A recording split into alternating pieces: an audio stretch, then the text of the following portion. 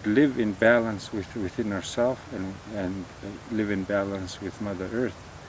We live in balance with the community and live in balance with all living things on Mother Earth. And so the breakdown of those things through these prophecies was prophesied. The last prophecy said that our people will come to this road where it forked, one to the right and one to the left. One fork would be that we would give up or lose everything that our ancestors had passed on to us. Our language, Yuchtuniya teachings, which are teachings for people that want to live as real human beings, where we are taught about the spiritual aspects of life and how to live in a spiritual world within Creator's creations. That in those we're taught about our ceremonies that deals with Mother Earth, that deals with our being from the time that a child is conceived to being a child, becoming a child, to becoming a teenager, becoming an adult, to come to a period in their life where they become elders. And so all these things that our people have been taught, we would lose all of those things. The other road would be to go back to those things that we're losing and that we're going to lose some more.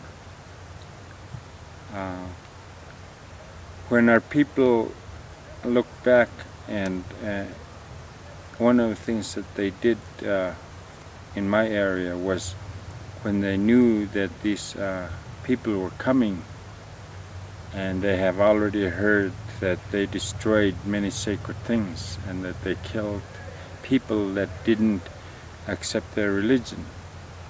Our people buried the most sacred objects within our qaziqs, which is the spiritual community house.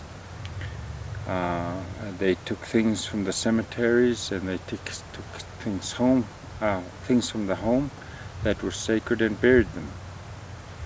And it was said that someday that those things would, when our people were ready, those things would come back. And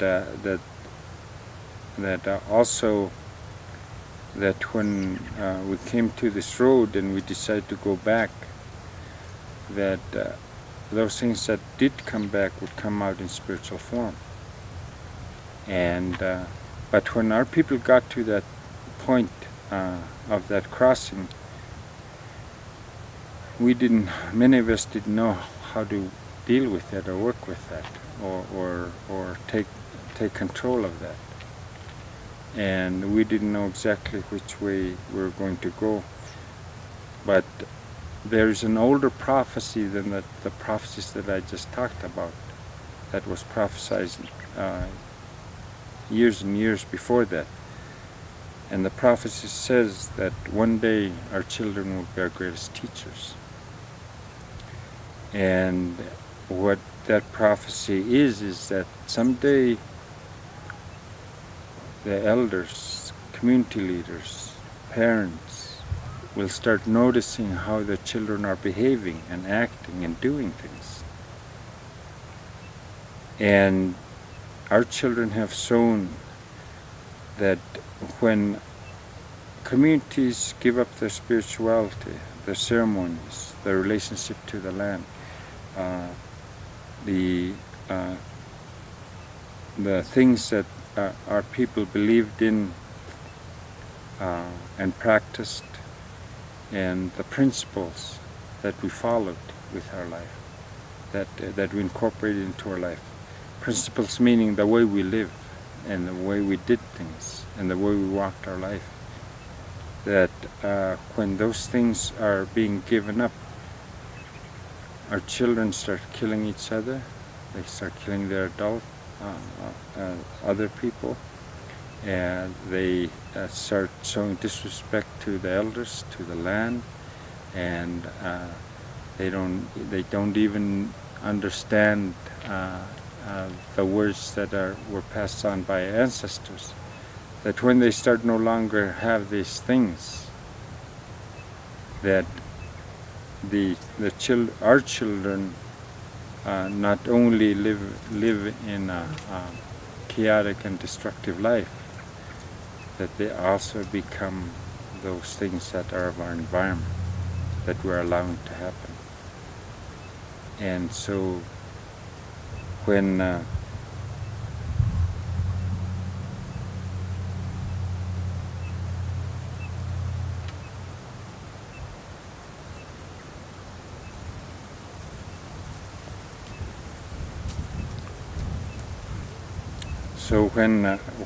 when we started looking at that prophecy and applying it to these things, our people realized that we cannot stand back anymore. Our elders got together and met with our leaders and with adults in the communities and start this process of meeting together and talking about these things and finding the solutions that we need. And the solutions that we need are also coming from the prophecies. And I cannot go into detail about these prophecies, but the prophecies show how our people can go back and reclaim certain things from the spirit world, from Mother Earth, from Father Sky, from our ancestors, from the animal, birds and fish, from our own inner memory that we have, that is inherent in all of us. That when these things are, when we're born, because of that connection that we have with the ancestors, that when we open up with our heart and with our spirit, that those things are coming to us. And so this is why I came down, because our people realize and understand what South American people are trying to do. Because we have been working on these things for a while. And we want to get more information and also share our information. Because the way that our elders and our medicine people understand to be, it is like a heart that was taken and broken apart in pieces. And our people have a broken heart. They're hurting inside, they're crying inside, and they're wanting things to be better in their homes, in their communities, and in their countries. And for Indigenous people, we also understand it's not just our Indigenous world that suffered, it's the rest of the world, it's the whole world. Because all the data information that's been gathered to governments and stuff like that say the same thing that it's being told to our elders and to our medicine people. That when you do these things, it does the same thing that it's doing to our children. Because we are the children of Mother Earth. Whether we're 10 years old to 79 years old, we are the children of Mother Earth. And it is affecting us. And it is destroying us. And it is hurting us. And so it is these prophecies that if we carefully look at them, that can guide us and help us to see the future, so that we can prepare ourselves and our children for that future. My personal message is based on my own personal experience and travels and places where I've been, people I've talked to, and things that have been shared to me, says that each of us have a power within us. There's a light, a creator's light within each one of us. And that when we start to work and connect with that, then we can connect with other people, so that we will not need so many words, so much data, so much effort to be able to say in that way, I am standing here looking at these things. I'm standing here feeling these things. I am standing here feeling the pain from these things. And because I'm doing that, I can also understand all those things. And if each one of us work together, that we can find these solutions, that these things that are of spiritual essence, spiritual awakenings,